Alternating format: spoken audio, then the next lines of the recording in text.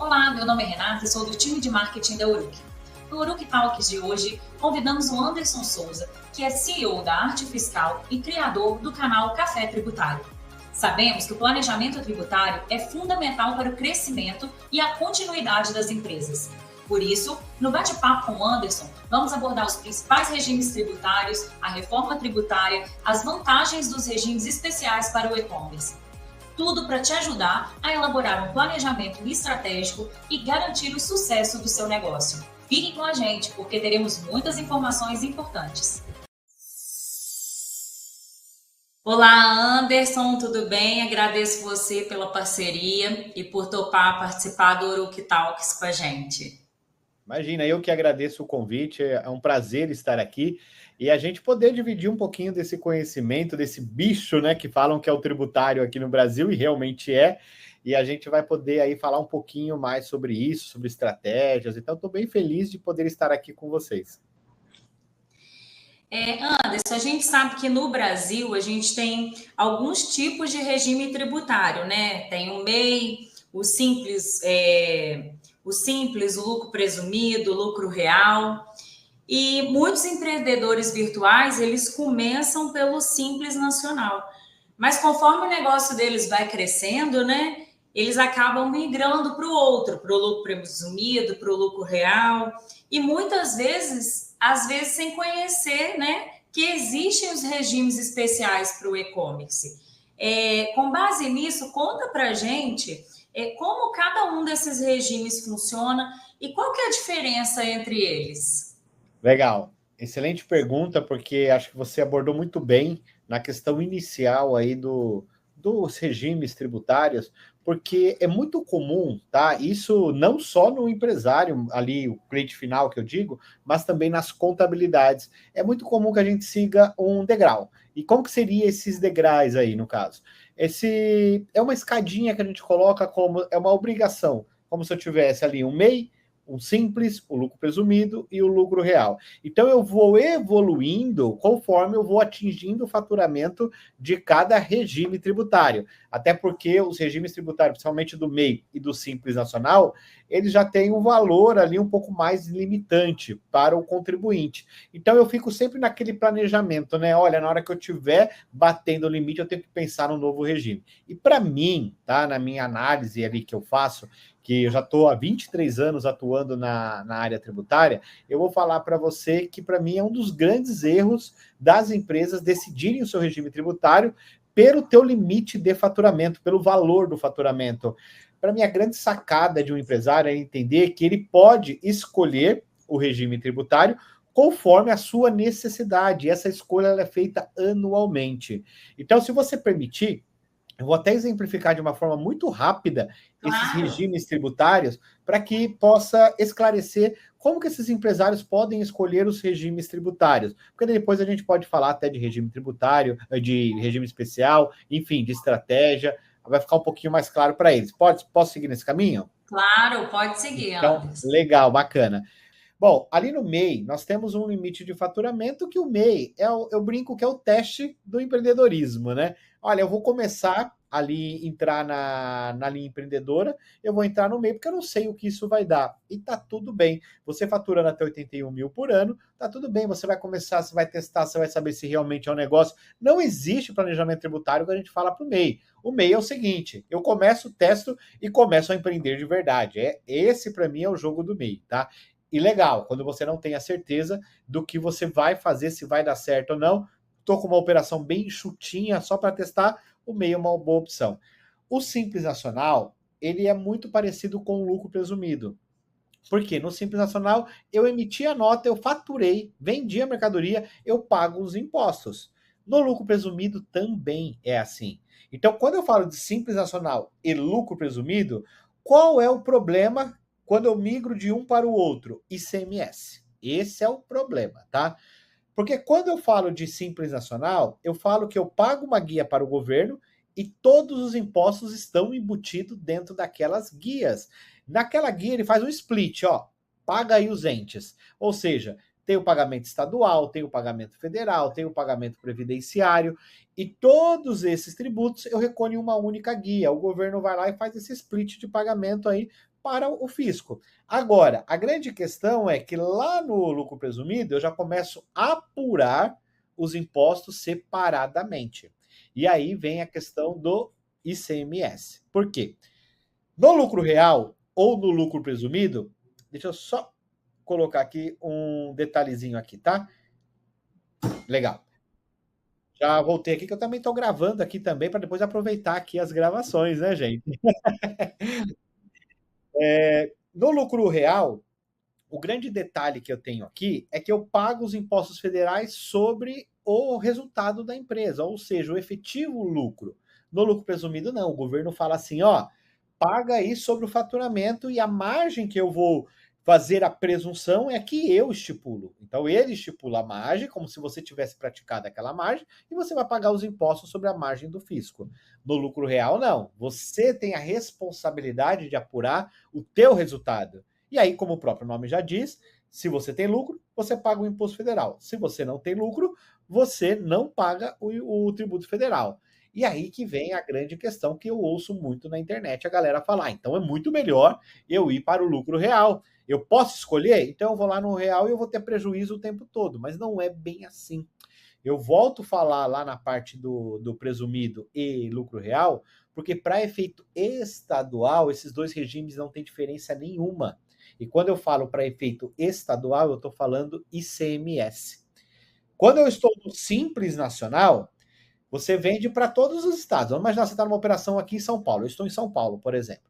Então, eu tenho uma unidade aqui em São Paulo e a galera está comprando pelas plataformas. Legal. Então, eu estou mandando para o Paraná, estou mandando para Minas Gerais, estou mandando para o Rio de Janeiro. E eu estou emitindo a minha nota do Simples Nacional e está seguindo a mercadoria. Quando eu mudo de regime tributário, tem um cara chamado DIFAL, que é o cara que é o diferencial de alíquota, que aí é o calcanhar de Aquiles do e-commerce, tá? Por que, Anderson? Porque toda vez que eu vender em uma operação interestadual a não contribuinte, ou seja, o consumidor final, eu tenho que pagar a diferença de alíquota da operação interestadual para a interna do destino. Então vamos exemplificar isso melhor. Eu tenho uma mercadoria, estou vendendo lá para Minas Gerais, a operação de São Paulo para Minas é 12% de CMS. Ah, mas na nota do Simples não vai destacada. Do Simples não, mas do Real e Presumido vai. Então você tem uma operação de 12% de CMS, só que lá em Minas Gerais esse CMS é 18%. Então, ou seja, você tem uma diferença de 6%, de 12 para 18. E esse 6% tem que ser recolhido no ato da emissão da nota fiscal. Essa mercadoria tem que entrar no estado de Minas Gerais com esse valor já recolhido, ou seja, você começa a ter problema de caixa e problema maior. O seu custo tributário aumentou, porque antes você não tinha um DIFAL, agora você tem.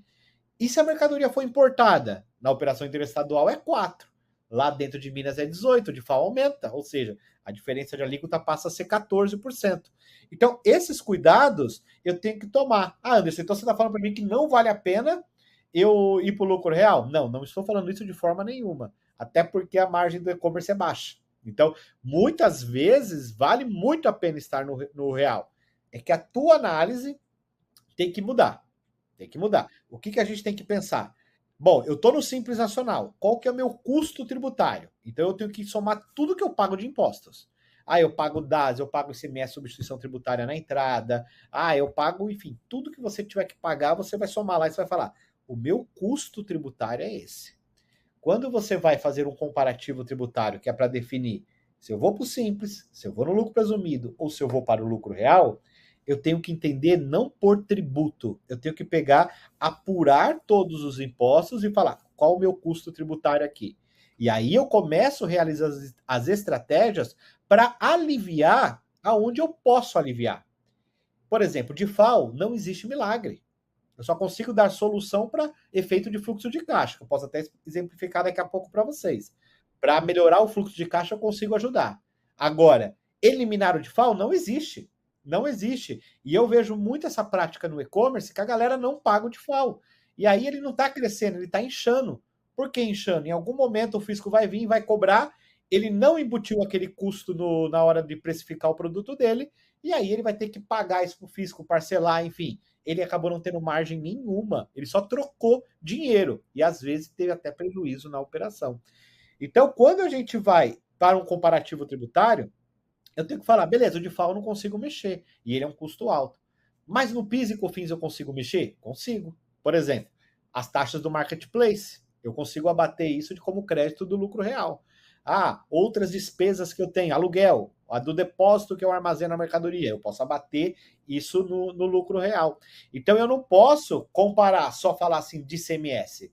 Ah, mas no Simples eu não pago de FAO, no lucro real eu pago no lucro presumido. Não, eu tenho que analisar toda a estratégia. Eu tenho que analisar todos os impostos e entender aonde eu posso mexer. Aí no final, no custo tributário que eu comparo. Porque se você olhar imposto por imposto, você nunca vai mudar de regime tributário porque vai entender que o Simples Nacional sempre vai ser a maior vantagem. Não sei se deu para entender ou ficou confuso. Bacana, então bacana. Porque é um assunto, né, que ele é meio... a gente tem que tentar tirar as técnicas, né, as palavras mais técnicas, para poder entender de forma mais clara. Sim. Anderson, agora o próximo assunto, né, que está bem ligado a isso, depois de mais de 30 anos aí de discussões, vem aí a reforma tributária. Esse período de transição, né, a gente acredita que vai ser bem desafiador aí para todos, e principalmente, né, para os contribuintes, claro, que vão ter que lidar aí, né, por um tempo com esses dois sistemas tributários bem diferentes. O que você acha da reforma? Quando que ela começa a valer e quais os impactos que a gente pode esperar com essa reforma tributária? Maravilha. Renata, vamos lá. Reforma tributária na verdade, falam reforma, eu uso a palavra deforma tributária, né? Deforma.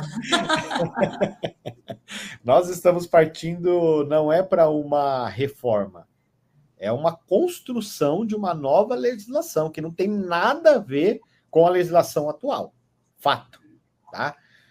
E eu fico um pouco na dúvida quando eu comento sobre isso, porque a gente tem um sistema tributário no Brasil que era um dos mais complexos do mundo, isso sem sombra de dúvida. Tanto que os contadores brasileiros, eles são profissionais muito queridos pelo mundo, porque a brincadeira até que se tem, mas é com um grande fundo de verdade, é que se está atendendo o Brasil, vai atender qualquer outro lugar. Então, existe uma complexidade muito grande no sistema tributário brasileiro, e eu concordo que precisa ter um nível de simplificação. O que me preocupa é a velocidade que isso aconteceu. Né? Nós estamos falando que em 2026, nós teremos os primeiros testes já. As empresas irão testar nos dois regimes tributários. E em 2027, a gente vai fazer as primeiras conversões já. Então, alguns tributos já vão ser convertidos para finalizar toda a reforma tributária em 2033. E como bom brasileiro, a minha preocupação é que o brasileiro vai se preocupar com isso em 2033. Só que 2026 já é período de preparação de sistemas, precificação, o preço vai mudar, e 2027 entra em vigor. A gente vai ter essas obrigações para entregar. Quais obrigações? Não sabemos ainda. Não sabemos. Vai ter prorrogação, Anderson? Também não sabemos. Qual a sua opinião, Anderson? Eu acredito que em alguns momentos específicos haverão alguns tipos de prorrogações. Acho que o governo, não conheço por trás, né, ali do leão, mas acredito que o nível de preparação para tudo isso, para nós estarmos falando que 2027 tem a virada de chave, nós estamos aí com menos de 2 anos. Então, é um período curto. Não sei o quão avançado eles estão a nível de sistema para receber todas essas informações. E também nós dependemos das empresas de software que nos atendem, para poder também entender como tudo isso funciona, para poder aí trazer uma solução para os clientes. Vai mudar tudo, né? Como a gente falou. Agora, o que eu entendo que nós já podemos fazer, e esse é o lado bom que eu entendo da reforma tributária por enquanto. As empresas do Simples Nacional, mesmo elas estando no Simples Nacional, esse é o público que eu mais me preocupo, elas poderão ser tributadas por outro regime tributário, mesmo estando no Simples. É diferente da situação atual. Na situação atual, eu defino lá, eu quero estar no Simples, eu quero estar no presumido, eu quero estar no lucro real. Agora não. É como eu vou apurar os impostos. Eu vou continuar no regime do Simples Nacional, mas eu vou poder ter uma apuração como se fosse de lucro real. Até porque, se eu não fizer isso, possivelmente o meu preço será mais caro do que o do meu concorrente. E aí eu vou poder perder mercado e posso não ficar competitivo e até quebrar minha empresa. Então, o que nós temos que fazer agora? E isso eu falo há muitos anos, né? Eu entrei na internet em 2019. Em 2019 eu já falava isso. E continuo agora reforçando, agora com mais rapidez aí nessa informação. As empresas, o regime tributário das empresas, elas estão voltadas para o nível de recolhimento. Então, o tipo de recolhimento que eu vou fazer. Eu estou pagando o imposto pelo simples, pelo presumido ou pelo lucro real. Mas a nível de gestão do negócio, eu tenho que conscientizar que eu tenho que ter uma gestão a nível de lucro real. Por quê? O lucro real é o que vai me dar o resultado do negócio. É saber se eu estou tendo lucro, se eu estou tendo prejuízo, se eu estou errando em algum momento.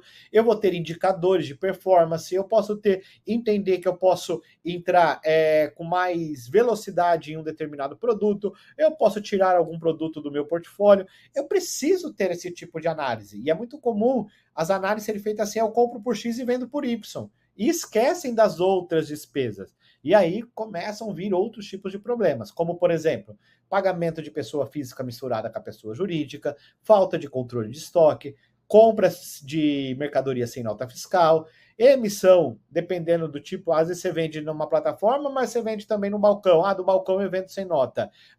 Pagou no Pix, então não precisa emitir nota. Então tudo isso acabou. Não pode ter mais. Então esse é o trabalho que as empresas do Simples Nacional têm que começar para ontem. Para ontem. Primeiro de tudo, Anderson, o que eu tenho que fazer para me preparar para a reforma tributária? Organizar a tua empresa. Esse é o primeiro ponto. Para quando você chegar na virada de chave de falar, agora eu vou entrar no regime da reforma, cara, enquanto tiver todo mundo batendo a cabeça, você está preparado para a virada. E aí você vai pôr aquela velocidade no final da corrida, onde está todo mundo cansado, você se preparou antes, aí você pode colocar velocidade, você vai distanciar dos seus concorrentes. E é uma estratégia simples de fazer, que você pode fazer junto com o teu contador. Como que eu faço isso, Anderson? Cara, primeiro de tudo, contador e empresário tem que estar próximo. Esse é o primeiro ponto que você tem que entender. Esquecer que o contador mais barato é o que vai te dar resultado. Não é. Não é. O contador é o cara mais estratégico hoje do teu negócio. Então você precisa entender que esse outro lado dessa prestação de serviço, ele também precisa, ele vai ter que trazer tecnologia, ele vai ter que trazer pessoas competentes, e isso custa caro. Quanto melhor a performance desse contador, melhor vai ser a performance dos teus resultados. Então, isso primeiro, a gente precisa mudar a mentalidade. Que aquela ideia que o contador, eu vou no mais barato, cara, isso morreu. Você tem que ir no mais competente. E contador bom, ele se paga. Não é você que paga o contador. É o resultado que ele gera e ele se paga. Esse é o ponto. Então, você tem que trazer teu contador para próximo de você. Cara, analisa a tua empresa e fala o seguinte, fala assim com o seu contador, faça uma análise da minha empresa, o que eu preciso mudar para organizar a minha empresa? O que eu estou fazendo de errado? E aí você cria um plano de ação com etapas. No primeiro mês nós vamos fazer isso, no segundo mês nós vamos fazer isso, no terceiro mês, e aí você vai corrigindo as operações, porque não dá para mudar também. Está acostumado, a operação, tem pessoas envolvidas no processo, a empresa tem uma cultura. Cara, você vai mexer em tudo. E isso é perigoso também, você pode perder pessoas, você pode... então eu não estou falando aqui para você chegar, vamos mudar tudo da noite para o dia. Não, é preparação. Preparação junto à organização. Então você chega, faz um plano estratégico com a contabilidade, vamos mudar, e aí tem que ter um acompanhamento. E aí tem que ter um acompanhamento disso. Então esse é um tipo de serviço que eu sempre me coloco do lado do cliente, né? No nosso grupo aqui eu tenho a contabilidade, né, que é equilíbrio contábil, e tem a consultoria tributária, que é a arte fiscal. Então eu sempre me coloco do lado ali como se eu fosse o cliente. Se eu fosse o cliente, o que eu gostaria de obter? Então eu falo para vocês, eu com conhecimento tributário de 23 anos, já atuando nessa área, a gente já recuperou de impostos mais de 1,5 bilhões, né? E graças a Deus não tem nenhum processo no meu nome. Isso é um grande orgulho que a gente tem, nenhum reclame aqui. Então, ou seja, não fizemos loucura, né? Que é um mercado meio perigoso. Quando você faz esse tipo de trabalho junto com uma pessoa competente, a tua empresa vai sair de um cenário e vai para o outro.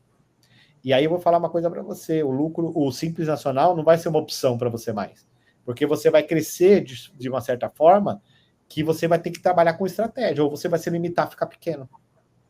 E planejamento tributário não é a gente pegar e falar assim, ó, abre outra do Simples, abre outra do Simples, abre outra do Simples. Essas grandes empresas de varejo construíram 100 lojas, 200 lojas, 300 lojas, abrindo empresas do Simples Nacional? Não foram. Então, quais foram as estratégias que essas empresas utilizaram que você pode utilizar para você poder fazer o teu negócio crescer? Essa é a pergunta sempre que você tem que se fazer.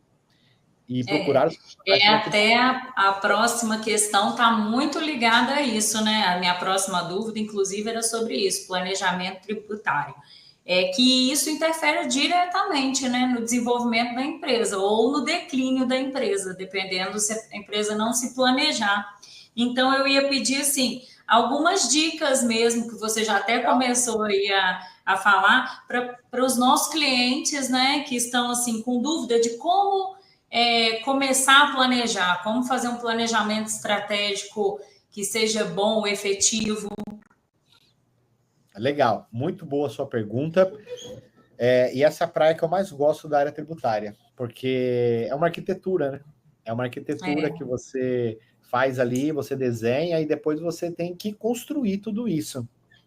E eu sempre, antes até de falar de planejamento tributário, eu gosto muito de trazer a mentalidade do empresário, porque para tudo isso funcionar, a gente precisa fazer com que eles entendam a necessidade de tudo isso ser realizado. E eu vejo assim que os empresários procuram essas soluções, essas saídas, quando algum problema aconteceu ou que ele está travado, não está conseguindo mais vender os produtos dele. Então eu recebo aqui, né, nós temos nosso foco é o e-commerce, e eu recebo aqui muitas empresas falando assim, meu concorrente vende mais barato do que eu. Se eu for vender pelo preço que ele vende, é o preço que eu pago no produto. Esses caras estão loucos. Não, eles não estão loucos. Eles estão sendo estratégicos. Existem os loucos? Sim. Os que assumem risco? Sim. Mas você pode competir com os loucos e com os que assumem risco de forma com estratégia tributária. Tá? E eu vou explicar um pouquinho mais sobre isso. Vamos lá. No Simples Nacional não existe estratégia tributária. Então é um regime mais simples, mais simplificado. Faturei, pago lá pela alíquota, cresce meu faturamento, eu cresço o pagamento do imposto. Ponto. Qual que é o problema do Simples que poucas pessoas se preocupam? Eu posso faturar até 4 milhões e 800 no ano. Não. No e-commerce, né? No e-commerce no geral aí, quando você fatura acima de 3 milhões e 600 mil, você já sai da tributação do Simples para efeito do ICMS. Então, mesmo você estando no Simples Nacional, você passa a ser uma empresa como se fosse lucro real, lucro presumido. Ou seja, o teu custo tributário aumenta. Então, sempre quando você for fazer uma análise de limite de faturamento, não considere os 4 milhões e 800, considere os 3 milhões e 600, porque você vai ter muito mais segurança aqui. E por experiência própria, quando está em torno de 180 mil a 200 mil de faturamento, já está na hora, isso mensal, tá? Isso mensal, já está na hora da gente começar a olhar para outros regimes tributários. Tá? Isso por experiência. Então, eu vou colocar aqui um radar aqui para vocês poderem monitorar. E aonde que está as estratégias? Nos regimes especiais. Tá? Regimes especiais e possibilidades de ressarcimento de impostos. Então, eu vou citar algumas situações aqui. Por exemplo, eu compro mercadoria com substituição tributária. Existem regimes especiais que eu elimino a substituição tributária da compra. São Paulo é um estado, Minas Gerais é outro estado, Espírito Santo é outro estado, Santa Catarina é outro estado, enfim. Existem estados que você pode fazer a distribuição, a venda da tua mercadoria, e você compra a mercadoria sem substituição tributária. Anderson, mas qual que é a minha vantagem? Sua vantagem é porque quando você compra o produto com ST, você compra ele mais caro, você injeta um valor de entrada nele ali. Quando você vende essa mercadoria para outro estado, você paga o imposto novamente. E aí você tem uma bitributação, porque você pagou o ICMS na entrada, você pagou a substituição tributária na entrada. Quando você vende para outro estado, você paga o ICMS de novo e você paga a substituição tributária. Em uma única operação de compra e venda, você pagou 4 ICMS. Olha, como que eu vou ficar concorrente com o cara? Como que eu vou ter mais preço com o meu concorrente? Não tem. Então, o que o seu concorrente faz? Ele usa a legislação a favor dele. Então, primeiro de tudo, ele vai lá e fala assim, bom, Não quero mexer com regime especial. Regime especial é uma condição diferenciada que o Estado dá para aquele tipo de empresa, tá? Então, o e-commerce tem um benefício fiscal, um regime especial que vai gerar um benefício fiscal nessas operações. Então, os estados definem quais são os regimes especiais. Mas existem situações que nem precisa de regime. Por exemplo, esse caso da ST. Eu comprei o produto, veio com ICMS, veio com ST. Quando eu vendo para fora do estado, eu pago de novo o ICMS, eu posso voltar na nota de compra e me creditar do ICMS e da ST, abatendo aquele ICMS da venda. Então, sem falar de regime especial, se o meu concorrente faz a operação do ressarcimento, ele já está mais competitivo do que eu. Ele já tem o melhor preço do que eu. Por quê? Possivelmente ele comprou dentro do estado dele, ele comprou com 18%. Quando ele vende a 12%. Ou seja, ele vai ter mais crédito do que débito. Aí ele vai começar a acumular crédito. Aí vira um problema bom, né? Porque ele fala assim, putz, eu pagava ICMS, agora eu não pago mais ICMS, mas eu estou com volume de crédito alto. O que eu faço? Sabe o que ele faz? Ele vende mais barato, praticamente sem margem, ou às vezes com margem zero mesmo. Por quê? Como ele não vai pagar o ICMS porque ele tem o crédito acumulado, ele vai... A hora que ele deveria pagar para o fisco, ele não paga para o fisco porque ele tem o crédito, aquele crédito volta para o caixa dele. A margem dele vira o crédito do imposto. Então ele acaba, não é que ele está vendendo mais barato porque ele é bonzinho, é para ele poder trazer o crédito do imposto para o caixa dele sem a necessidade de pedir essa autorização para o Estado.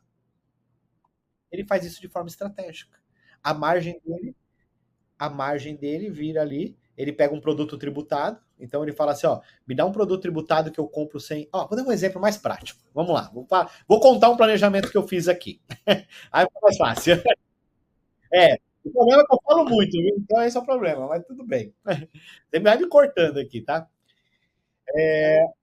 Nós pegamos uma empresa que é um revendedor de capacetes. Então ele compra o capacete, paga ST, e quando ele vende para outro estado, está na plataforma de e-commerce, vai vendendo para o Brasil inteiro.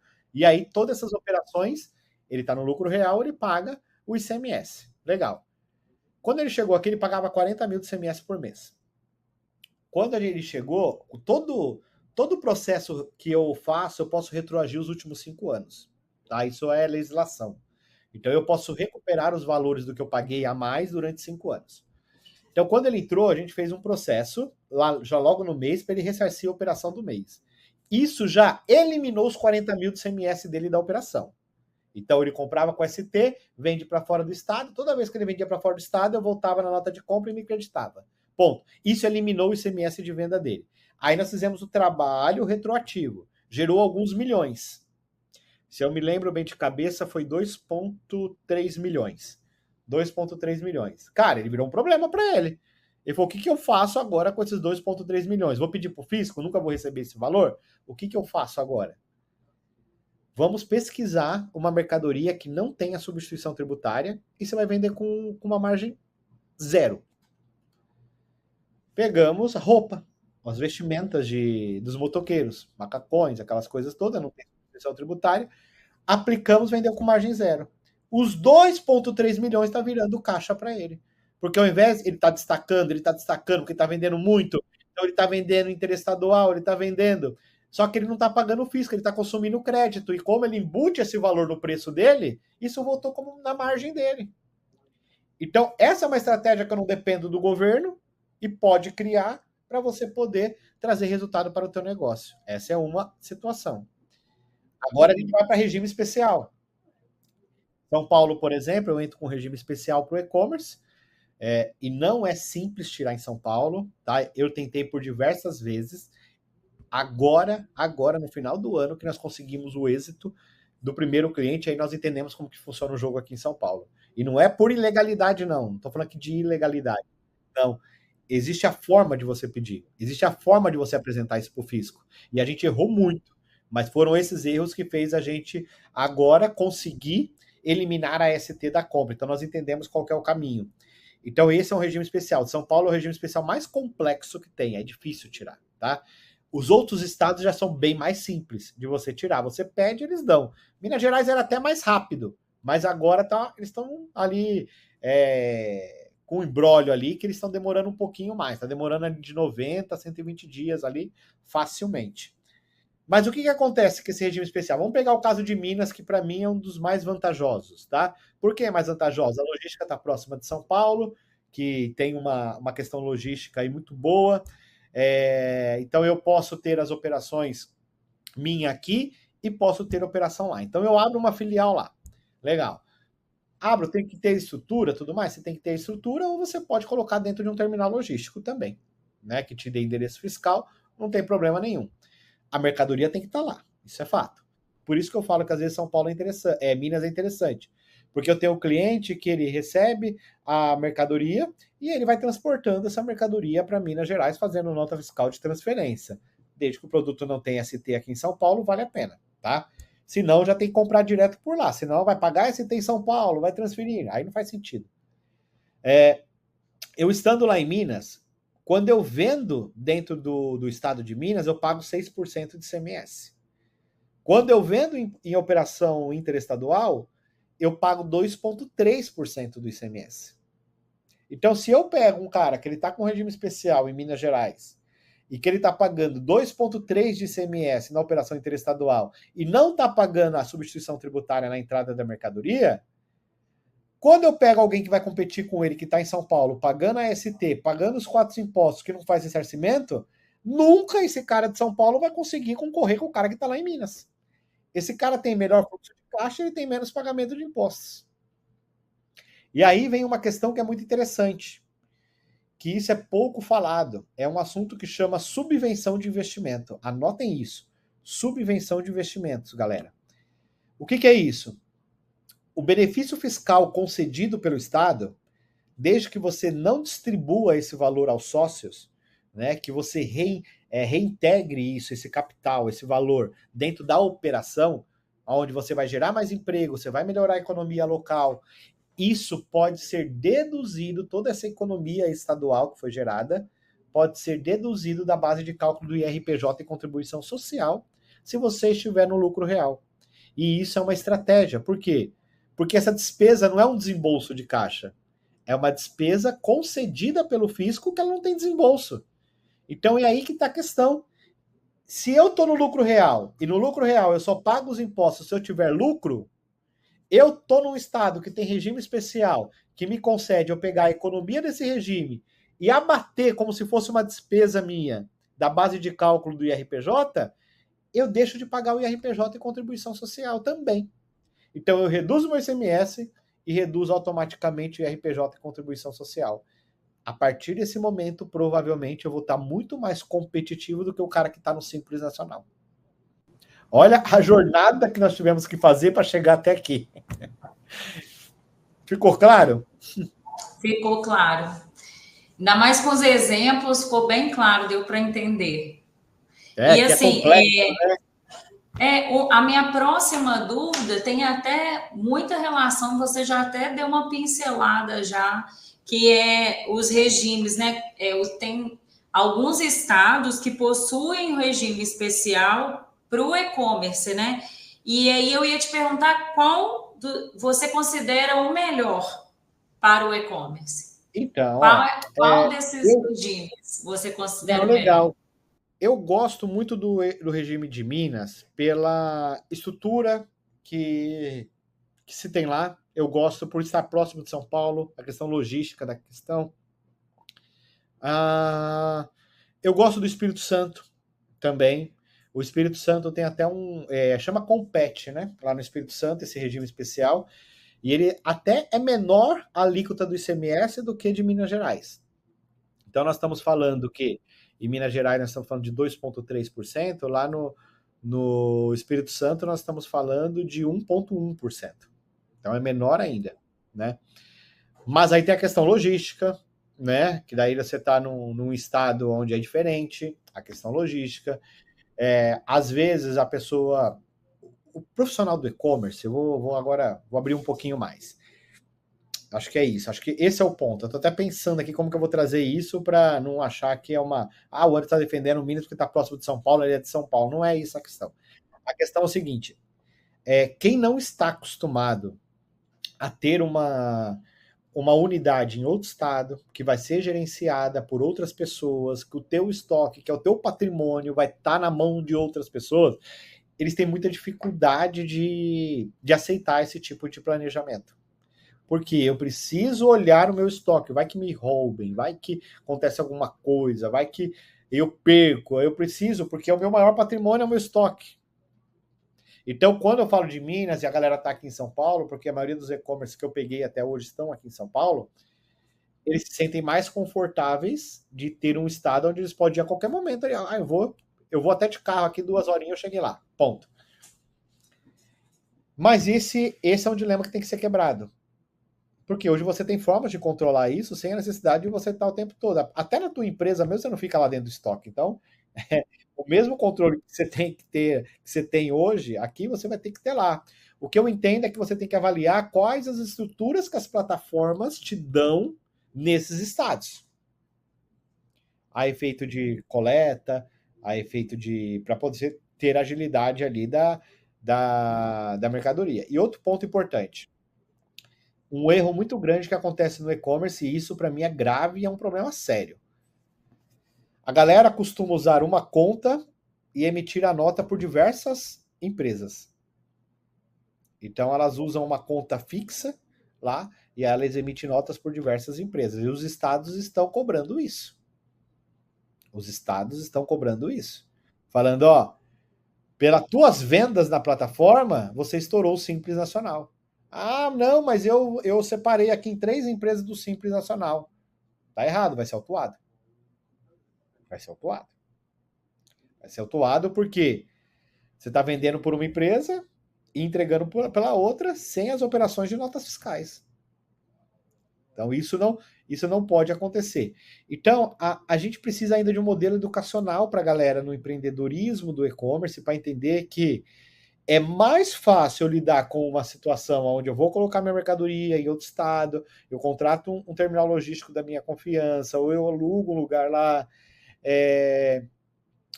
onde eu tenho maior controle, do que eu correr certos riscos que eu já corro. Como esse, por exemplo, da conta. Como, por exemplo, entregar sem emitir a nota fiscal. Então, são pontos que a gente precisa começar a analisar a esse nível de mentalidade, porque se você quer ser competitivo, se você quer concorrer, se você quer vender mais barato que o teu concorrente, você tem que ser mais audacioso nesse ponto. Com certeza, Anderson. Anderson, você tem mais alguma coisa para compartilhar com a gente? Mais alguma informação que você acha assim, que seja importante para esse ano agora, né, de 2025, que está começando? Maravilha. Eu quero... Vamos fazer o seguinte, eu vou fazer então um resumo aqui do que a gente conversou, dos pontos que eu acho importante eles começarem a analisar. Vamos fazer aqui um review aqui. Primeiro ponto, organizar a casa. Esse é o primeiro ponto que eu vejo, indiferente do seu regime tributário. É porque, pensa no seguinte, você montou a arquitetura da tua casa. Vou até dar um exemplo mais prático para vocês. Ó, pensa no seguinte, vocês compraram o terreno hoje. Comprou o terreno. Se eu chegar para vocês e falarem assim, ó, em 15 dias eu vou montar o projeto da tua casa, eu vou construir essa casa com piscina, você vai ter lareira, você vai ter salão de jogos, você vai ter aqui um playground para as crianças, você vai ter a casa dos seus sonhos. Em 15 dias eu te entrego ela construída. Vocês acreditariam em mim? Possivelmente não, porque é impossível, né? É impossível a gente entregar uma casa desse tipo. E é isso que geralmente a gente pede para as contabilidades. Construa a minha empresa em 15 dias. Eu quero regime, eu quero isso, eu quero aquilo. E aí a cereja do bolo vai ficar mais cara. Por quê? Quando você parte para um outro regime tributário, você tem níveis de obrigações acessórias mais complexas do que no Simples Nacional. Cara, eu tô falando, eu vou pagar o imposto se eu gero lucro. O fisco vai falar, preciso saber se esse cara tá apurando certo ou errado. Então, é óbvio que você vai estar mais exposto.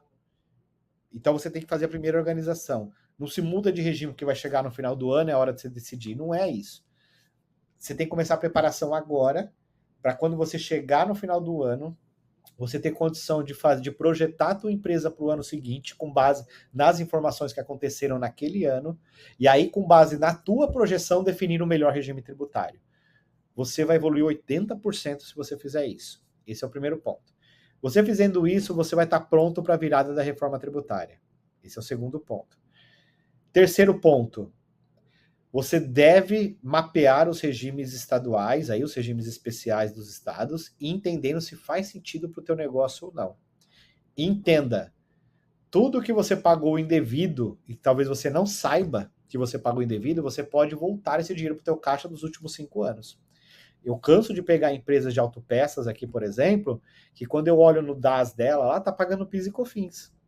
Se você abrir lá o teu DAS, você vai ver lá que tem ICMS, CPP, IRPJ, contribuição social, PIS, COFINS, você vai ver que tá lá distribuído. Mas existem produtos que têm tributação monofásica, ou seja, na revenda não deveria mais pagar PIS e COFINS, mas o cara olha para isso? Não olha. Ele cadastra o produto errado, a contabilidade passa por cima e ele paga indevidamente o imposto. Então, essas situações são possíveis retroagir. E quando a gente retroage, você regulariza o teu passado e deixa estruturado para o presente e futuro. Essa é a grande sacada. Então, eu como empresário, né, porque eu também tenho meus negócios aqui, eu falaria para vocês assim, primeiro, organiza a casa, segundo, mapeia os regimes especiais para ver se faz sentido para você, e terceiro, faça uma revisão dos últimos anos da sua empresa para ver se você vem pagando algo indevido, porque o maior ganho não é o que você vai recuperar, o maior ganho é o que você vai deixar de pagar. E aí isso faz muito sentido. E, claro, vou deixar meu Instagram aqui para vocês, que é o @AndersonSouzaOficial, eu coloco muitos conteúdos lá. Tem o nosso canal no YouTube, que é o Café Tributário, tem bastante conteúdo lá também para o e-commerce. E aí vai acompanhando. O que o pessoal precisar de ajuda, eu vou estar aqui à disposição. O Ouro que Talks vai ficando por aqui. Se você gostou desse vídeo, deixa seu like, seu comentário, se inscreva no canal, assista aos vídeos, siga a gente no Instagram e até a próxima.